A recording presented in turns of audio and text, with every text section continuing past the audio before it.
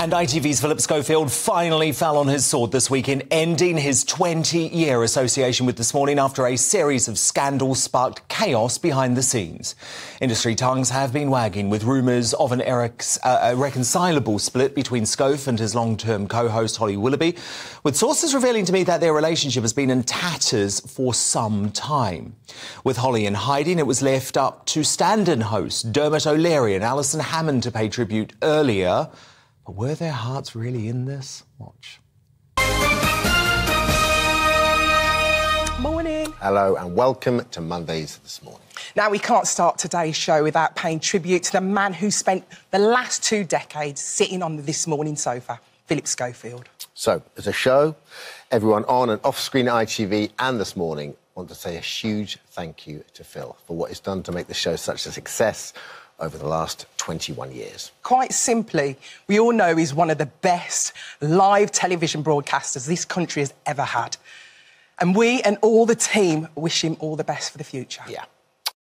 Goodness me, he didn't even get a video montage. Look, that was the PR spin, but on GB News with Eamon Holmes this morning, remember, a long-time colleague of Phillip Schofield, you got the truth. Why, if she has, excuse me, if she has her own professional integrity, why isn't she coming out in public and saying, I have my own professional integrity, he has done something which will reflect badly on me, but she again is being as false as he is, and nobody is talking about the elephant in the room. The elephant in the room. So, after the meltdown of his relationship with Holly Willoughby finally ends his 20-year presenting reign of horror, was ITV right to force Phillip Schofield out of This Morning? Dan at gbnews.uk, vote in our poll on Twitter.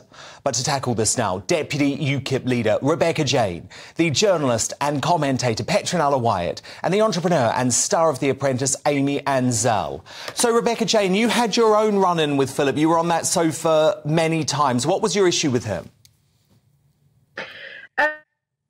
The falseness was certainly one thing, but the first run-in that I had was my very first appearance on television, which is probably about 13, 14 years ago now.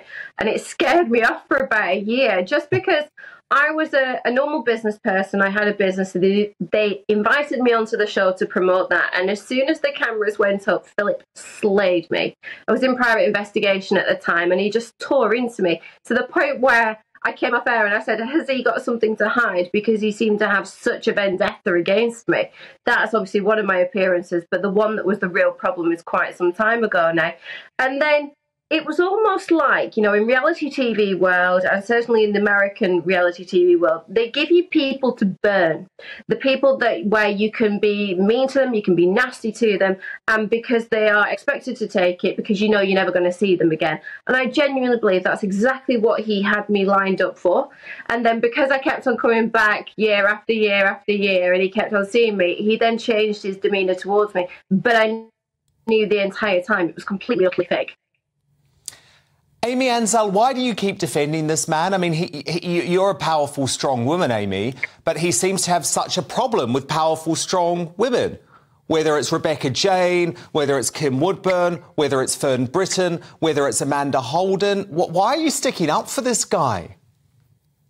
Well, Dan, first of all, as far as I know, this is hearsay. These are people and their recollections. It's not necessarily facts. I try to go by facts when I decide what I feel about a person. And from what I've seen and from what I've experienced on Twitter this past few weeks with my followers and with the general public, he is simply a professional, seasoned presenter with a very long career.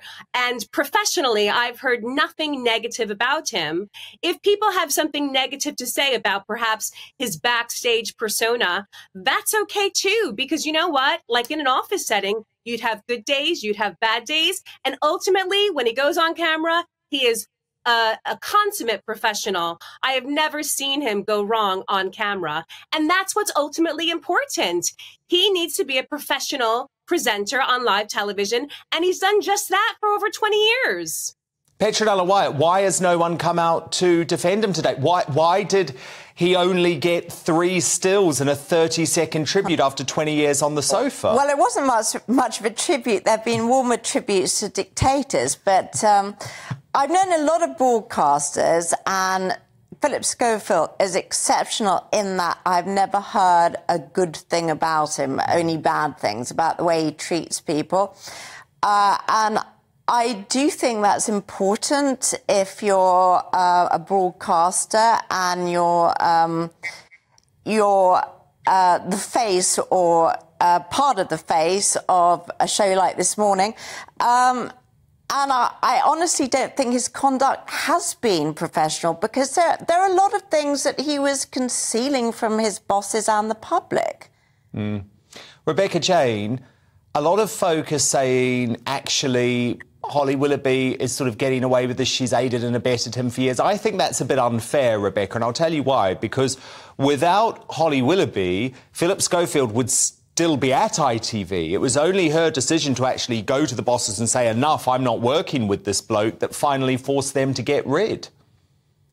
Oh, Dan, I don't quite agree. I called it out, actually. I work in radio, and I was on the day that this all first started to come out, and when Holly kind of went down the route, I knew straight away this is Holly's PR team jumping into action because something big is going to happen, and they're trying to save her career. So I don't agree. Holly is exactly the same as Phil. There is, again, you know, very few people, if anybody, actually have a good word to say about it. Obviously, you've said a nice word there, but, you know, when you want to talk about facts, we have to go off the facts. There are a lot of people out there who speak openly about the pair being completely and utterly fake, and Holly has done nothing except for save her own skin. And unfortunately, I think that their time was up a long time ago. It was certainly done by the time of, you know, Q-Gate and all the rest of it. But they needed to go a long time before now, and this is only just the start. But actually, I have even less respect for Holly now, because she's thrown him under the bus, and if she was a true friend, I don't think that she would. She's gone to save herself. Yeah, that's true. Can I just interject something? Because I'm not a fan of Holly Willoughby, and I had a rather unpleasant encounter with her once. What happened? Oh, well, what happened was I simply sort of poked good-natured fun at her, and she got lawyers on to me and tried to have me sacked, which wasn't terribly obliging. But I do think that she's painted herself as the nation's sweetheart and a sort of modern-day Doris Day, but she's actually a very, very ruthless operator who won't stand by other people if it means that she becomes slightly tainted herself. And she owes a lot. I mean, whatever we think of him, of Phillip Schofield, she was nothing when she started with him. He taught her everything. And the other thing is that the public have not forgotten that both of them skipped the queue to see the Queen lying in state. Nobody forced Holly to do it. Phillip Schofield didn't force her to do it. I think they are both almost identical. I don't like either of them, and I think she's now becoming the story. She hasn't covered herself in glory, and I'd be quite happy if she moved on as well. I mean, Amy, you can't defend the skipping the queue, can you? You can't defend Phillip handing then Prime Minister David Cameron the so-called pedo list that it turned out he'd just researched on the internet 10 minutes before he went on air, sparking a massive witch hunt of innocent men, which resulted in a huge payout from ITV. You want facts? There are two facts. But ultimately, I see what I see on camera, and I see what I see as a presenter. And ultimately, I know Q-Gate. But why is Holly still on This Morning if she also... Well, at least she had the good grace to apologise and explain herself on air. Yeah, but they're tarred by the same brush, Dan. I mean, you know, also, if he's bullying people or being nasty on the couch to people, and she's sitting right next to him, she's being complicit in his behavior. I mean, if I was sitting next to someone and they were really going at someone else, of course I'd jump in and say, hey. Well, no. And I know a lot of people think that. I am prepared to give Holly a chance because I think for a long, long time she knew that there was stuff going on with Phillip. She was trying to cut loose and cut free of him, but it was ITV who insisted on this partnership going. And for some reason, they wanted to keep on supporting Phillip Schofield. But There you go. Deputy UKIP leader Rebecca Jane, the journalist and commentator Petronella Wyatt, and the entrepreneur Amy Ansell. Thank you so much. But who do you agree with? Was ITV right to force Phillip Schofield out of This Morning? Diane on Twitter writes, yes, ITV was right to force him out. But unfortunately, he'll still be on our screens. He's hosting other shows for them still. Do you know what? I know he's hosting the soap awards. I wouldn't be surprised if we don't see Phillip back on ITV much. Ali writes, of course it was the right move. It's telling that no celebrities have come to his defence. That's what I've been saying all day. And from Anne, how Holly and Phil kept their jobs after dodging the queue to go past the Queen's coffin, I don't know, especially after seeing the look on Philip's face when he was spotted by the camera. Yeah, he knew he'd been busted, and then they had to concoct a story to say, oh, we were planning to film here, even though they only had their mobile phones. Whatever. Your verdict is now in. 87% of you say ITV was right to force Phillip Schofield out of This Morning. 13% of you say they were wrong. Coming up, as pop icon Robbie Williams bravely hits back at the post